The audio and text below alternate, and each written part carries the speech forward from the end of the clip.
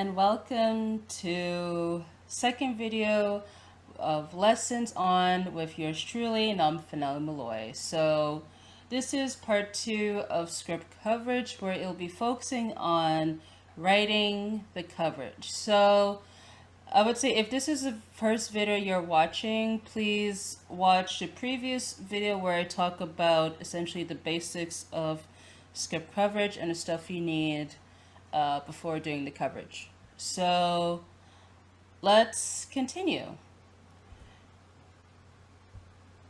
Wow, my computer is frozen.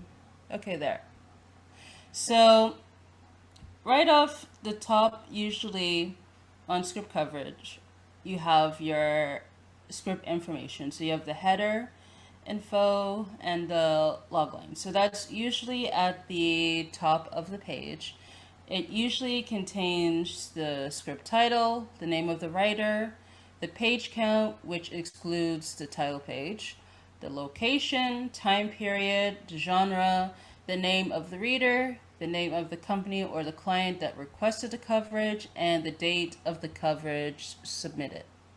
And some will request the type of budget, which will usually be either low budget, medium budget, or high budget. So as I said in the previous video, essentially that is determined by like the amount, I would say, locations, the amount of like visual effects required, and also to the more scenes that are quite expensive, such as action scenes, set pieces. I would say time period too, to an extent. So yeah, that's pretty much how you would, I guess, determine whether it's low budget, medium, or high. And some would also to request the script draft date. So if it is mentioned on the page, just make a note of that. If not, then leave it blank. And logline is usually a one-sentence description that includes the protagonist, the obstacle, and the goal. So here's an example, I will show from a previous coverage I did. So at the top here, you have the script title, which is the Piper, and I have to make note the type of script, which was a feature. And then here you have the name of the writer, and then the page count, the setting, time period, who was requested, and then you have genre, the budget, which was low. Sometimes, like with the grade will be included in the header info. So in this case, the script was a pass. Who did the coverage, which was myself, and the date that I submitted the coverage. So let's go back.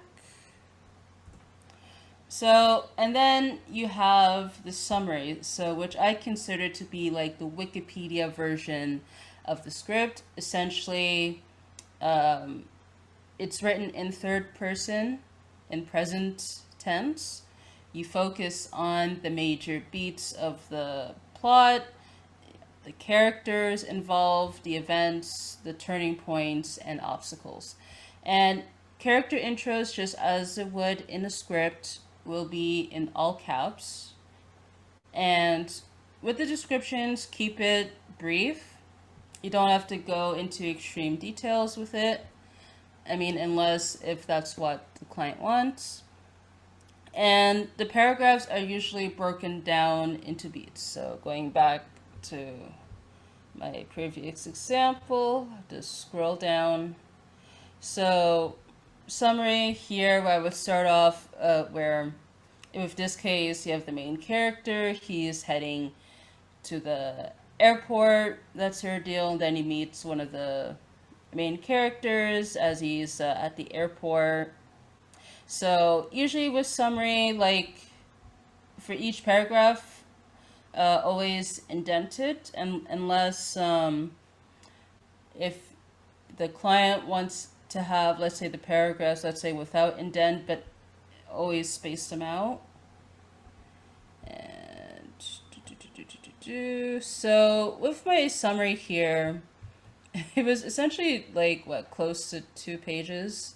So I would try, as a rule of thumb, to keep it maybe, let's say, I'm gonna say no more than 2 pages, because here, like, I kind of went into detail because a lot of stuff was happening in the script, which is fine.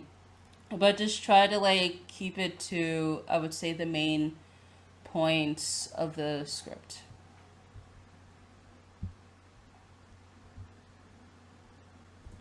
And then you have the comments section. So essentially, notes on the pros and the cons. So here, essentially, explain your thoughts in detail with examples from the script. So when you're gonna mention examples, I find like a lot of writers, like, they don't like it when you post, let's say, direct quotes from the script, because I think because of page count and all that stuff. So I mean, unless if it's really like crucial, like, try to limit posting direct quotes as much as possible. And when you are explaining your thoughts, make sure it's in paragraph form, and try to, as a rule of thumb, paragraphs, I would say no more than 5 sentences, unless, if you have to expand it. And same as summary written in third person. So do not mention I think this or I that. It has to be third person. So focus on like the elements. So with general coverage, it'll be, yeah, usually like the plot, concept, characters, theme, also mention tone, pacing, structure, format, that sort of deal. And also too, with feedback, be honest, and give suggestions on improving the script. So even though, let's say, the script is bad, or if the script is very good, try to like point something out that either you like, or at least is passable, or if it's a or if it's a good script, try to find something that could be improved on. So going back to the example, if I could scroll down.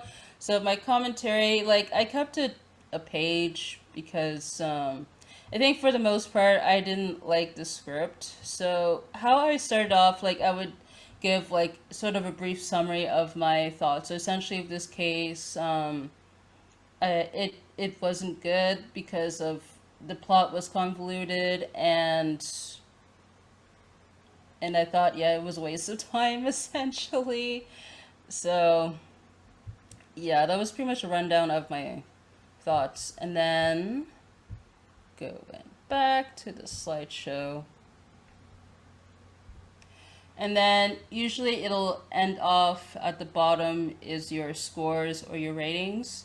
So here's an example I found on the Coverfly website. So here, like, yeah, usually it's excellent, good, average. Usually it's poor, but here they put improve. So you have your elements here. So you have the concepts, essentially the idea of the script, the story or the plot. You have your characters, dialogue, yeah, structure, pacing, catharsis. Catharsis is usually not included as a element, but it's here anyways with this example. Originality, that's usually part of the concept, but sometimes, depending on who you're doing the coverage for, might make it a separate thing. And then you have here the rating for both the script and the writer. Usually it's recommend, consider, or pass. Because usually with the ratings for both script and writer is kind of synonymous. So with the case of the example, both was a pass for me. So, but sometimes though, like, it could be separated because maybe like the script is bad, but then you thought maybe like the writer has potential, so it could be either a consider or a recommend, or it could be vice versa. And I just want to show I'll go back to this coverage. So here it was at the bottom, so I just had to write it either pass, recommend, or consider. So here for both, like I said, it's pass. And to scroll back up, and yeah, here they put it like the grading system underneath the header, which is usually at the bottom, but some people put it at the top.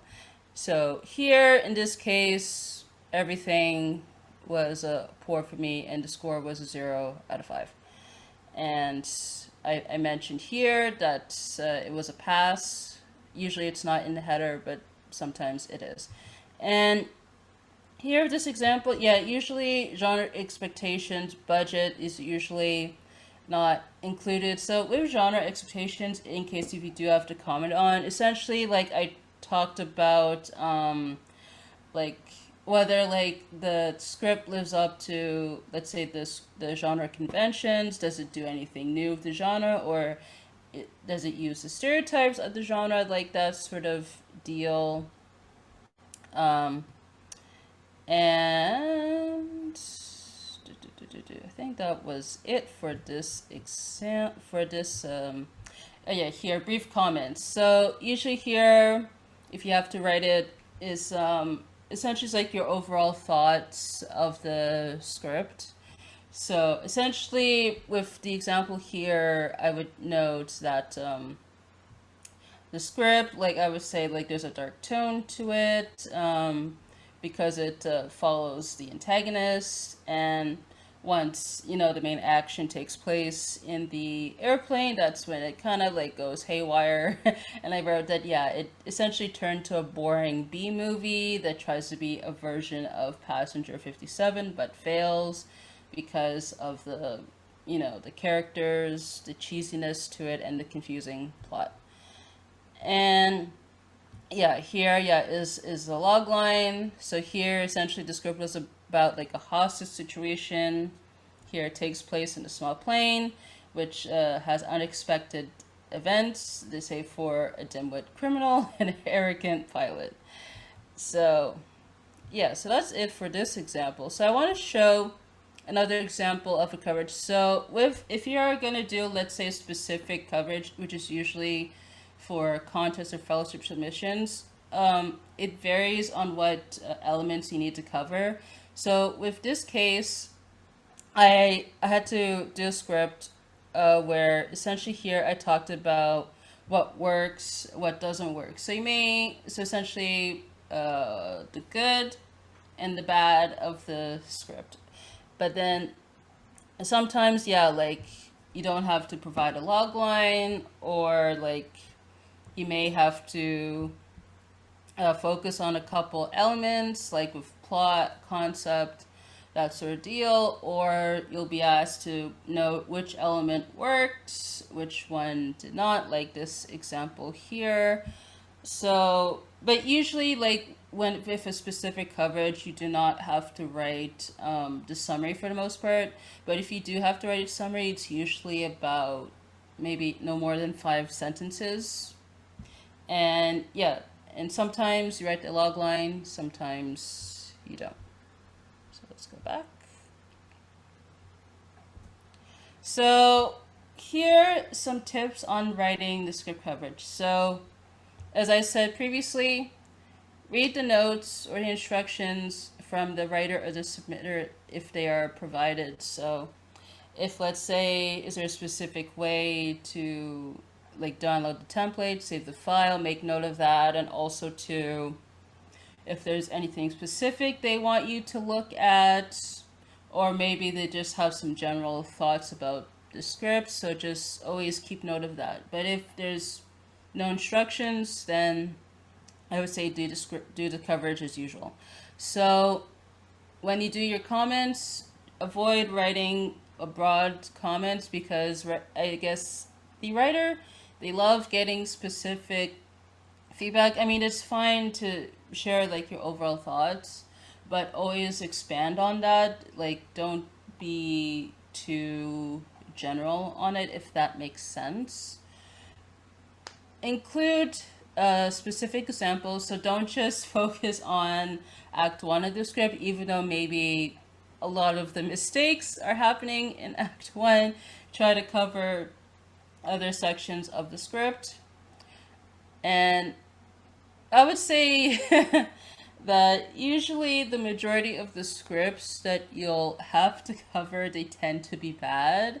So when that happens, try to find at least a positive thing about the script, even though the script um, is not worth saving at the day, but try to find something positive.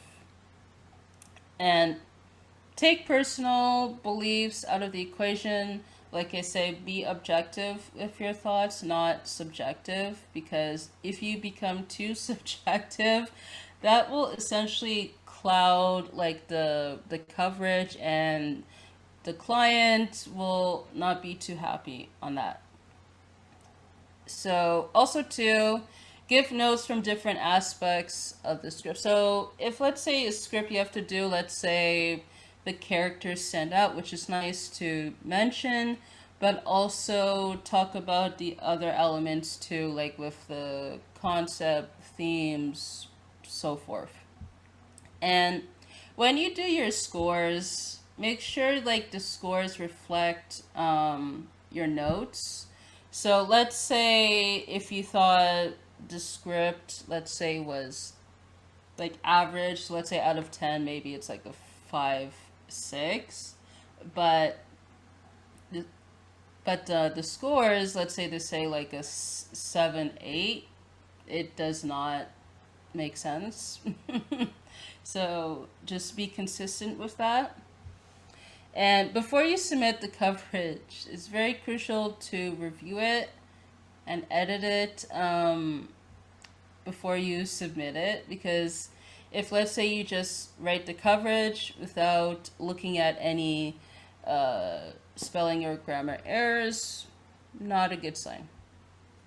And if there is a time limit to the script coverage, so if you are doing, let's say, for like a contest, yeah, there is a time limit, so you may have a matter of days, sometimes hours. Make sure you fulfill the deadline, otherwise you could get penalized for that.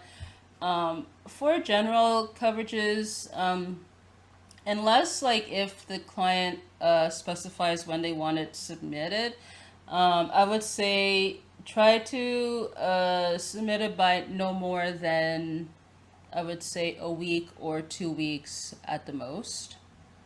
And if possible, keep copies of your coverages so you could add it to your portfolio. So in case, let's say, if you're doing freelance work and if the client wants to see examples of previous coverages, you could have that to show it to them.